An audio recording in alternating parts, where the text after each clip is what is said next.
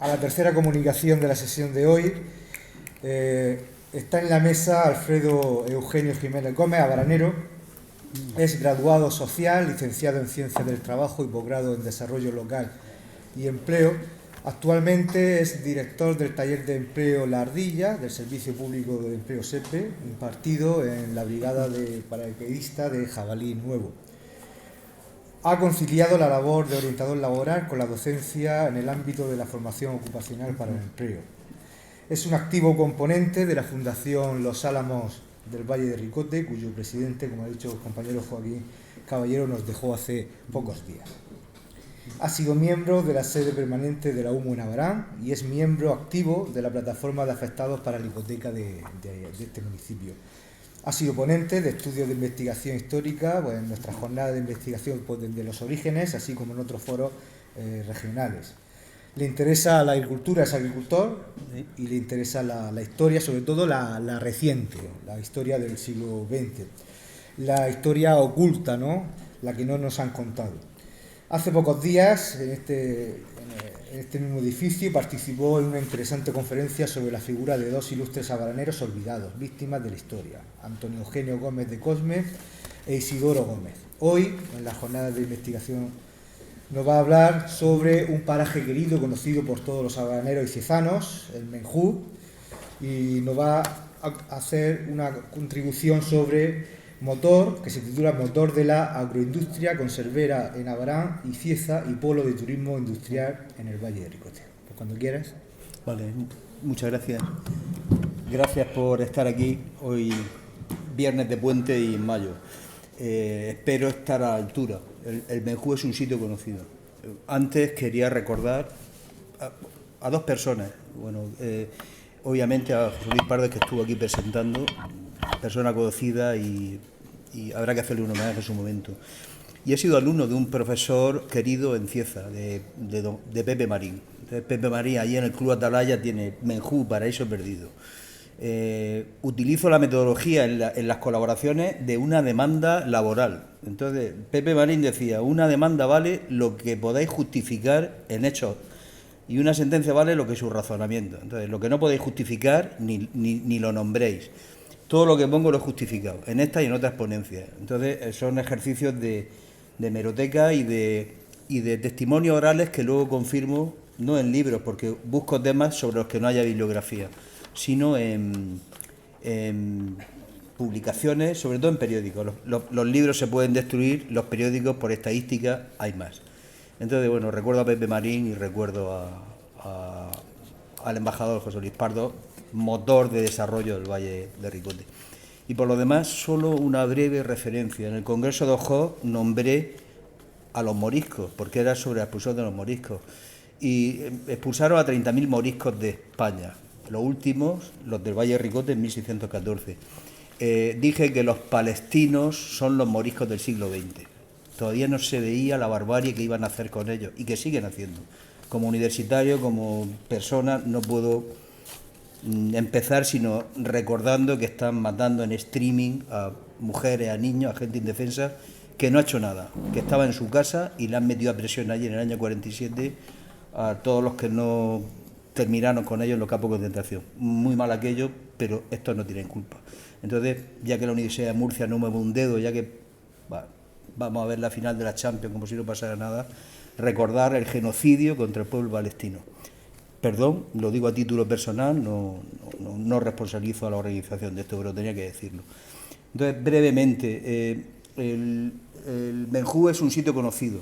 Entonces, es un sitio conocido pues por habaraneros, por ciezanos, por cursillos prematrimoniales, por ejercicios espirituales, por excursiones, por días de la mona, por darle la luz a Abarán, por darle la luz a Cieza, por el imaginario colectivo de ser un paraíso perdido, por la historia de Joaquín Payá, de Nicolás Gómez Tornero, que imitó la fábrica de luz de allí, viendo lo rentable que era para ponerla aquí, y es una convergencia de variables que en un ciclo virtuoso pues dieron con el éxito de la industrialización del sector agroalimentario pionero en la provincia, que es el de aquí, el de Abarán, con los champañas, con la conserva, con los guiraos en Cieza y con todo el sector de la mecanización de las manufacturas, de los serríos, de las fábricas de esparto, de los pares de macear, que en lugar de ser mecánicos e hidráulicos fueron a partir de la luz del Menjú, no hay que olvidarlo,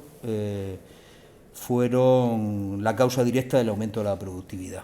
Con algún accidente, como en el barrio Levante, se cayeron unos cables y electrificaron, y se murieron 2 o 3 personas allí como accidente.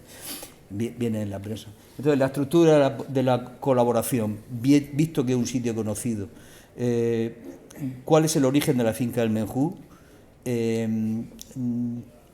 ¿Cómo con el diputado Joaquín Payá, diplomático en excedencia, hombre de confianza del conde Romanones, precursor del Banco de Cartagena, que lo abrió por todo el territorio nacional y de las colonias entonces de Marruecos, cómo la finca de Francisco Marín la convirtió en un vergel, en un remedio del Edén, en un paraíso perdido. Cómo se ha deteriorado, qué propuestas de actuación proponemos. Entonces, ¿en qué momento histórico estamos? En el principio del siglo estamos lamentando la pérdida de las colonias, estamos lamentando la pérdida de Cuba y por necesidades de guión hay que buscar un mercado interior. Entonces, perdida Cuba, perdidos los insumos que venían de ultramar, perdidas las exportaciones que hacíamos allí del textil catalán, de las conservas mallorquinas, perdido un mercado de provisión y de exportación, pues después de la depresión del 98 y del debate pelmazo de qué es España, qué es ser español, que no le voy a dar la turra esta tarde aquí con él, pero que todavía llena con los filósofos de entonces la preocupación de España. Que inventen ellos, hay que ponerse las pilas, hasta que llegan los regeneracionistas. Joaquín Costa y compañía dicen que despensa y escuela, que hay que enseñar, hay que promocionar la instrucción pública, hay que plantar y hay que construir obra pública. Entonces, sus seguidores, don Isidoro Gómez Gómez, como persona fundadora de la institución Libre Enseñanza, un habanero, en la constitución de la institución Libre Enseñanza, con Giner de los Ríos, con Azcárate, con los que luego fueron precursores de la República, y que pudiendo tenerlo todo en Madrid se vino aquí a Barán a dar fruto, y lo dio, vaya que sí lo dio. Los regeneracionistas propugnan desarrollar la agricultura, desarrollar la obra pública. Los seguidores de Joaquín Costa son luego ingenieros de camino y se dedican a lo que luego Indalecio Prieto en su discurso de Cuenca hablaría de construir España. Entonces, parte de construir España es plantar árboles. Esa época es el Jardín Municipal de Abarán. En la finca del Menjú es legataria de esta mentalidad. Se crea con la primera industrialización, la llegada de capital exterior, MZA, Champañes, la banca Dreyfus, los Rothschild, todos los que vienen por las materias primas españolas para su industrialización, nos enseñan, traen capital y se crea una clase, una burguesía industrial y agrícola potente. Y esta lo que tienen buen gusto, quieren emular los signos de riqueza de monarquía y nobleza. ¿Y a qué se dedican? Pues se dedicaría a comprar, pues eso, Ferrari, Porsche y demás. Tenían buen gusto y se dedican a hacer jardines. Hacen el Menjú, hacen el Parque Municipal de Abarán, hacen el Jardín de la Marquesa, hacen el Jardín de los Viudes, al lado de Renfe, en Murcia, hacen el Jardín de Doña Sinforosa, de Antonio Gómez, lo hacen en Torrevieja, y responden también a una preocupación nacional tras la desgracia de la riada de Santa Teresa. Las ciudades y los pueblos de Murcia habían crecido exponencialmente y la madera de los bosques era necesaria para las traviesas, las colañas, la construcción y para la calefacción. Se hacía carbón vegetal con los montes que son esquilmados. Entonces, en el 1879 hay 2 gotas frías a la misma vez, una en Lorca y otra pues, está por Cieza. Confluyen y anegan con el Reguerón, el Guadalentín, y con el Segura, anegan toda la Vega. es la primera catástrofe global. Se ha presentado un libro de Francisco Javier Salmerón explicando que el movimiento de simpatía hacia Murcia que se produjo fue unánime en toda Europa. En el especial que se hace un mes después, París-Murcia, escribe Víctor Hugo, Alejandro Dumas, los ilustra Gustavo Doré, y de una desgracia, tradicionalmente, viene luego una construcción. Entonces, se celebra un congreso estatal contra la riada en Murcia en 1885. Y de aquí nace, con Ricardo Codorníu y otros ingenieros, la repoblación de Sierra Espuña, la repoblación de Guardamar, que la arena se estaba comiendo el pueblo, y en general la fiesta del árbol. La fiesta del árbol se anima a parroquias, concejos, ayuntamientos, a que por cada árbol que se tale se planten 10, y que los niños vayan a los terrenos descampados de los pueblos, planten árboles y los tutoricen. Estos dos movimientos, el tocar fondo con la crisis del 98, el perder las colonias, el buscar un mercado interno, la riada de Santa Teresa y el congreso que se organiza en Murcia contra la riada, pues igual que desde la presa de Puentes, la rotura del pantano en Lorca, trajo la creación de la Escuela de Ingenieros de Caminos, de la riada de Santa Teresa viene la repoblación forestal.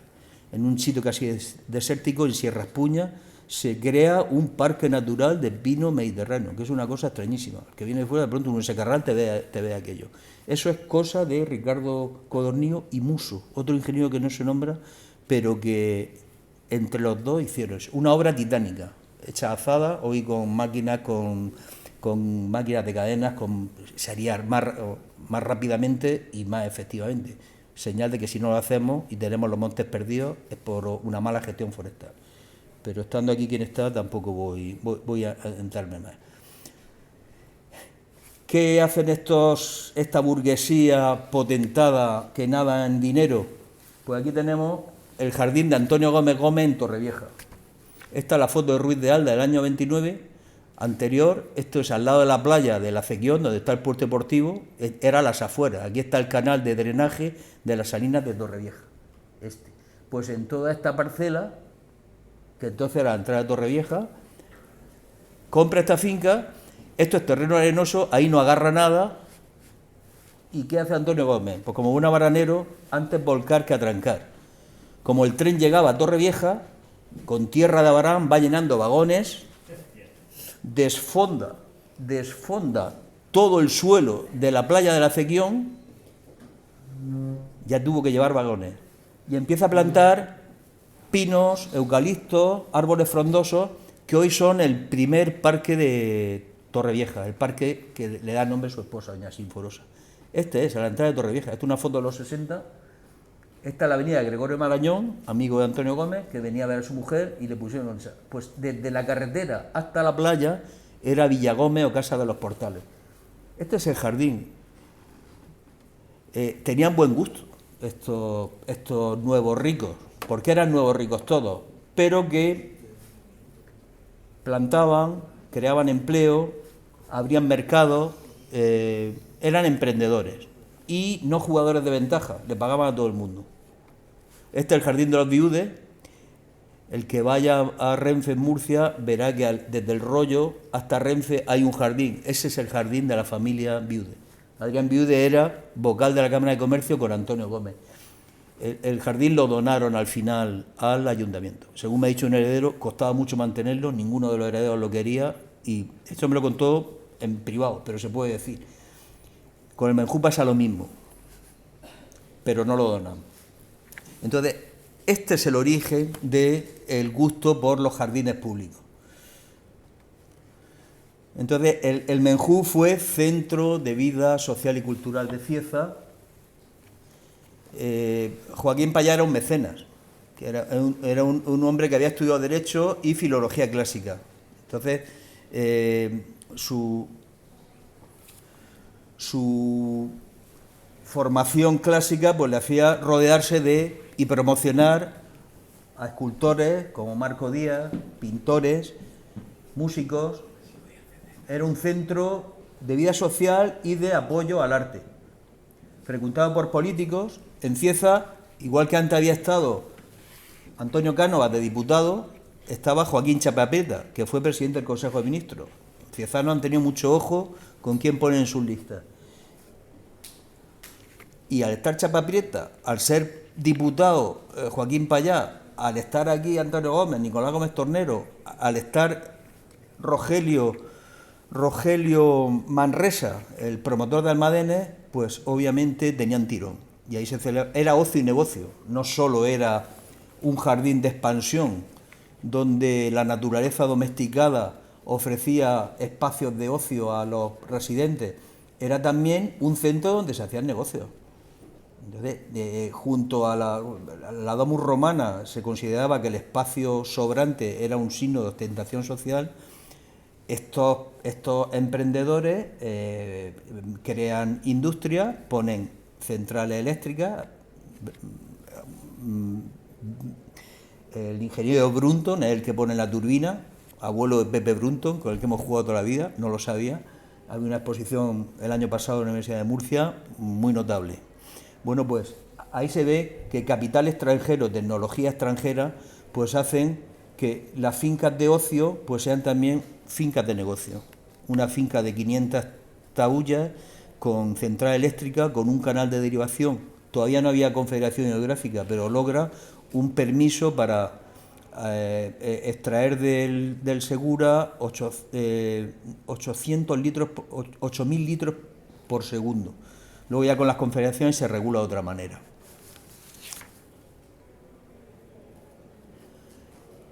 Si se pudiera ver este enlace,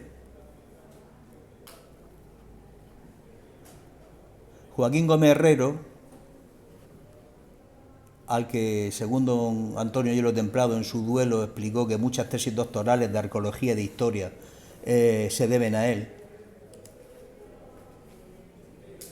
En su época de esplendor era amigo de Joaquín Payá.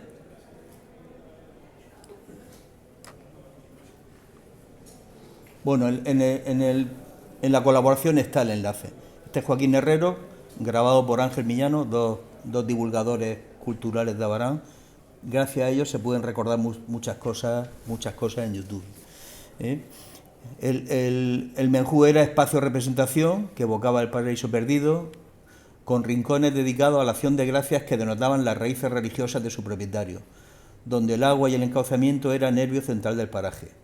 Espacio de redención donde la obra del hombre reflejaba la nostalgia del Edén y los esfuerzos de mantener el legado de la naturaleza, reflejo de la creación. No nace por generación espontánea, es fruto de una evolución. ¿Qué era la acción de los regeneracionistas? ¿Qué efecto tuvo?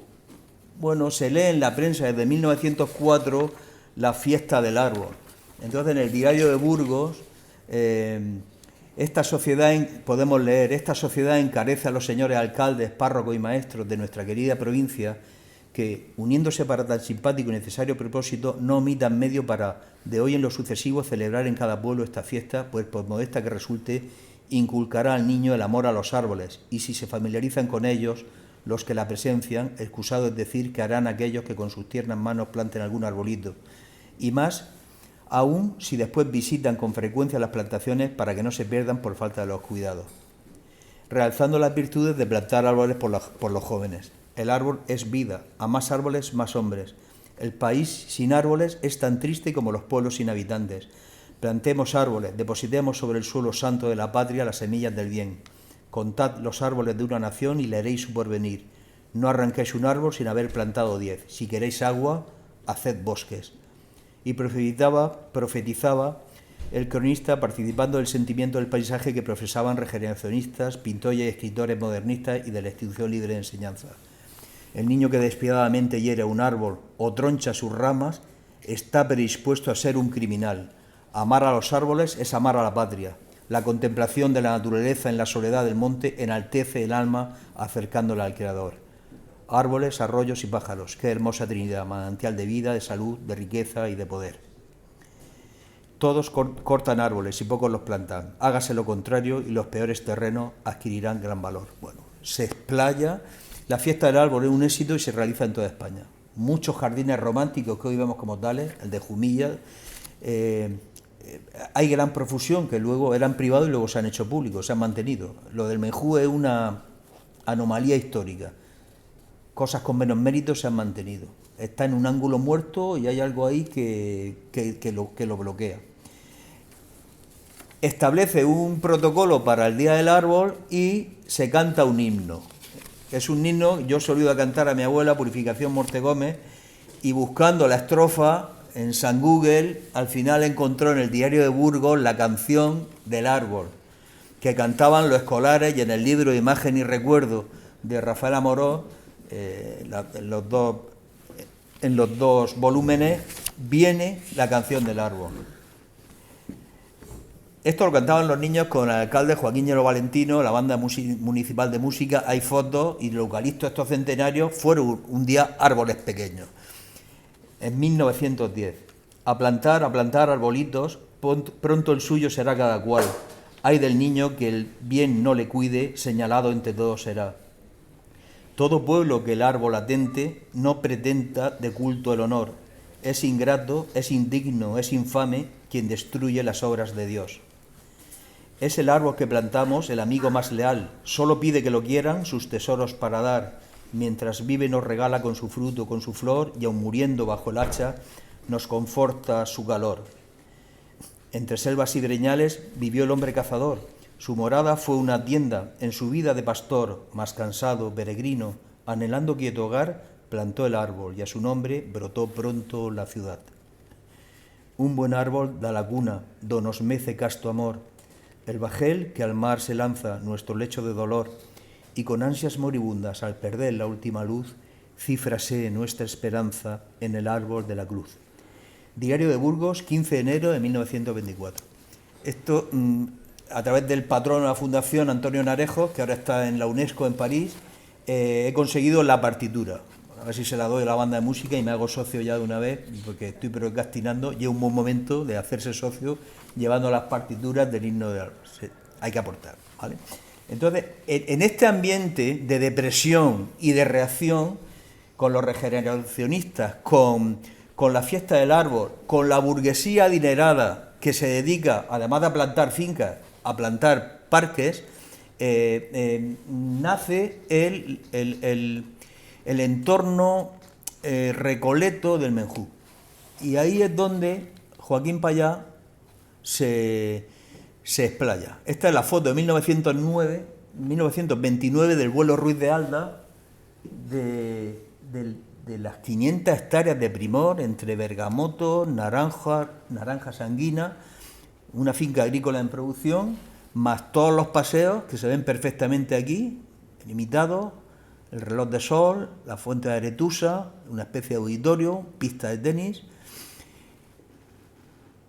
y el meandro del río, que es el que le da vida. El canal, bueno, pues esto se cruzaba por una barca con un cable, y el acceso no era bueno por Cieza, era por Abarán andando. Por eso la vinculación de Abarán con el Menjú ha sido grande siempre, aunque está en el término municipal de Cieza. He hablado con fuentes directas. Aquí en el Menjú había edificios. Aquí está la central eléctrica. Aquí están las caballerizas.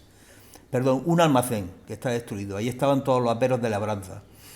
Aquí estaban las caballerizas donde tenía la biblioteca Joaquín Pallá. Y aquí estaba la casa del mediero. El mediero, y aquí estaba la casa del barquero. Había 2 empleados, más todos los agricultores, más el cobrador que venía de Cañaverosa. Joaquín Pallá, además de la central eléctrica de aquí, tenía la de Cañaverosa, en Calasparra, tenía en Blanca, tenía en Torre de Cotilla, tenía en Mazarrón, en fin. Esto era finca, esto era negocio eléctrico, y esto era sitio de ocio para sus invitados. He hablado con una nieta del barquero y también nieta del mediero. Entonces, la nieta del barquero vive en la calle San Damián, Carmen Pérez, me cuenta que en el año 30 sus abuelos fueron despedidos por Joaquín Pallá. La finca es grande. Pues Joaquín Pallá venía de Cieza a caballo, entraba por aquí, tocó la campana del cable y no estaba Antonio Parens. Antonio Parens estaba trabajando. Por los años 30, eran años convulsos, tuvo que sacar su revólver y hacer disparos al aire. Bueno, llevar revólver en la época de República era como llevar móvil hoy. Entonces bajó el barquero, dijo que lo había puesto en peligro, haciéndole esperar aquí en la carretera y que quedaba despedido, pero muy hizo facto. Y dejó a su abuelo en la calle y a sus 5 hijos, entre ellos su madre. Fue al cable de la barca y lo recogió. En ese mismo momento le anunció el despido, pues había puesto en riesgo su vida haciéndolo esperar en la orilla de la carretera en el Bolvar en aquellos convulsos tiempos. Y lo despidió dejando en la calle al matrimonio de José y Antonia Parens Ortiz y sus 5 hijos. José heredó el puesto de su suegro. Esto era fincas de confianza. Carmen Pérez nos dice que su madre le contaba que le hizo don Joaquín un salvoconducto para que cruzara el río en la barca cuantas veces quisiéramos. Y nos dice que iba a Murcia a veces a ver cosas de su abuelo y tenía la casa donde se cobraban los recibos de la luz, de la eléctrica de Levante, enfrente del Teatro Romea, lo que hoy es la central de Cajamar. Ahí estaba la sede de la eléctrica de Levante. Durante la Guerra Civil, la casa fue refugio de la desbandada de Málaga. Los que venían huyendo de allí los refugiaron. En Abarán hubo personas alojadas. Yo recuerdo, mi abuela decía, en mi casa hubo personas de Málaga alojadas en la guerra. Y el Menjú fue alojamiento de... No eran presos, ni eran militares, eran gente que venía huyendo de los bombardeos y huyendo de la crueldad de la guerra. En el 39, cuando vuelve Joaquín Payá y ve el estado de la casa, la manda a dinamitar. Era como una profanación. Él tenía a sus amigos, donde tenía sus reuniones sociales, donde traía artistas, donde tenía sus libros. Pues había sido usado por personas que no debían y directamente la dinamitó. Venían de Cieza por las chapas de mármol. Y los escombros, con los escombros hizo el Azud, donde hoy bajamos con las balsas de rafting de los descensos del Segura. ¿Dónde estaba la casa del señorito, como dice? Esta es la caballeriza. Perfecto. Esta es la caballeriza y aquí estaba la central y junto a ella, al lado del canal, parece mentira que al lado de la turbina tuviera la casa, pero ahí tenía la casa el señorito. La hundió y con eso se hizo el Azud que hay aquí. La significación del Menjú, en la vida de Cieza y Abarán.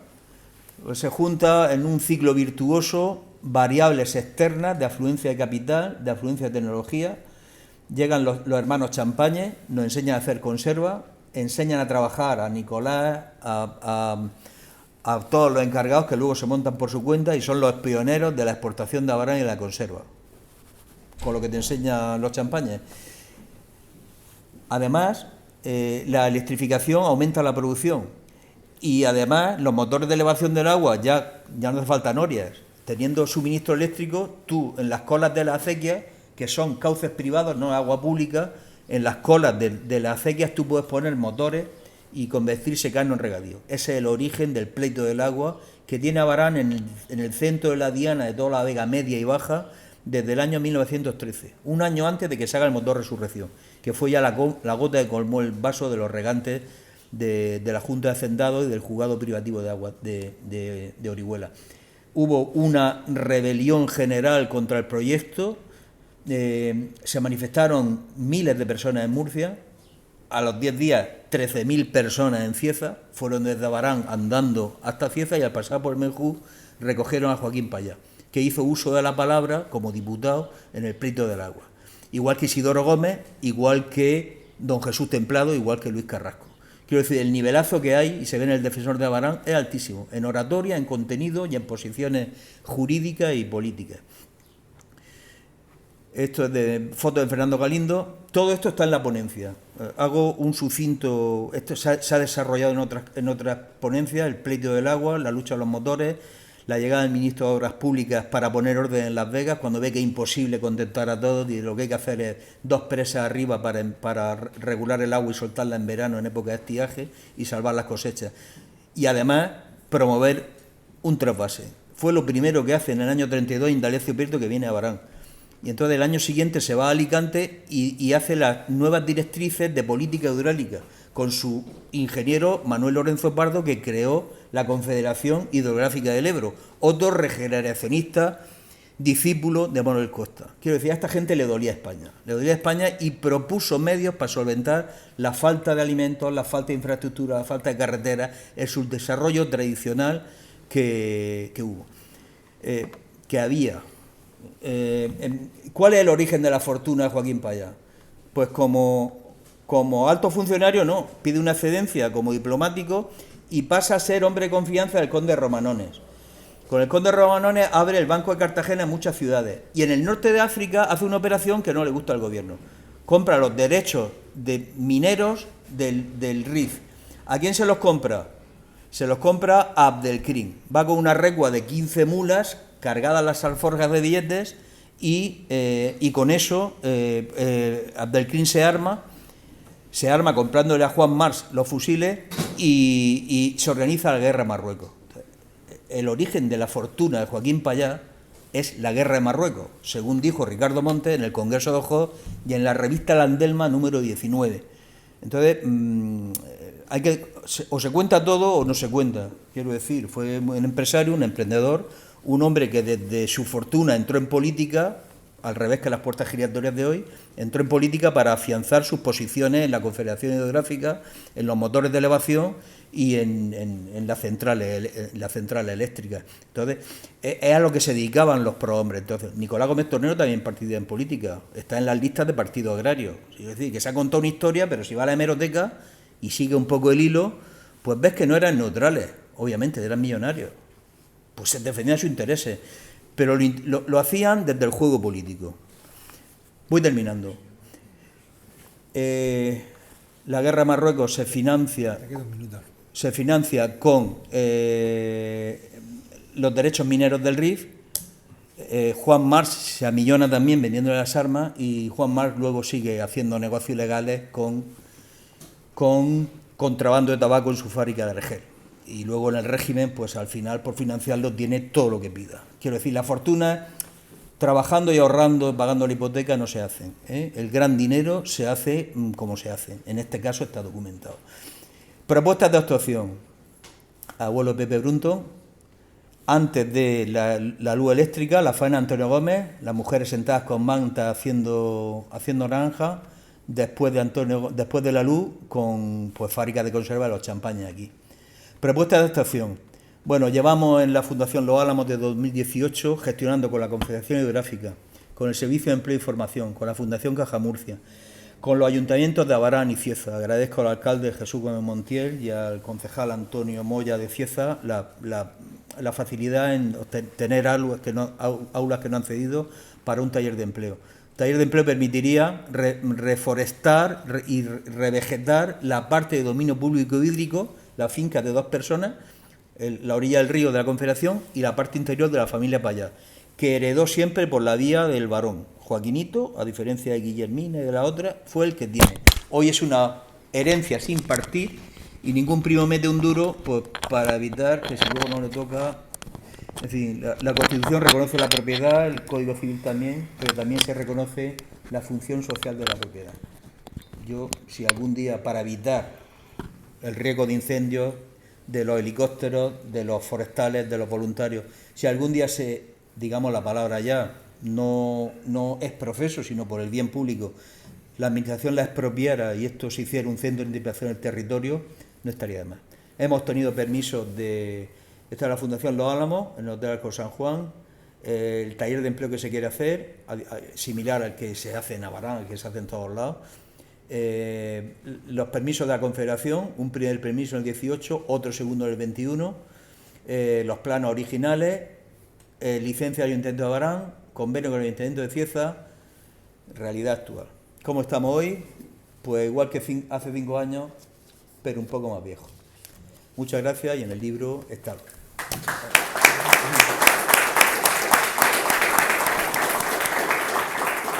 Una cosa, por el mismo precio, ya que estamos en la Confederación y en la Comisión de Agua, entre los 2 puentes del río hay una isla que se ha hecho allí. Hemos intentado que esto por las inundaciones, por las ratas, por los mosquitos que afectan a agua allá, que esto se remueva. Es esta isla que hay entre los 2 puentes nos dicen que no se pueden tocar los cauces naturales, pero hemos visto que aquí en el rompeolas hay 5 o 6 piedras de estas que se ponen en los puertos. Entonces las piedras estas rectangulares de varias toneladas se han puesto a modo de rompeolas para retener la tierra. Esto no es una acumulación de tierra artificial, esto está hecho a cosica hecha.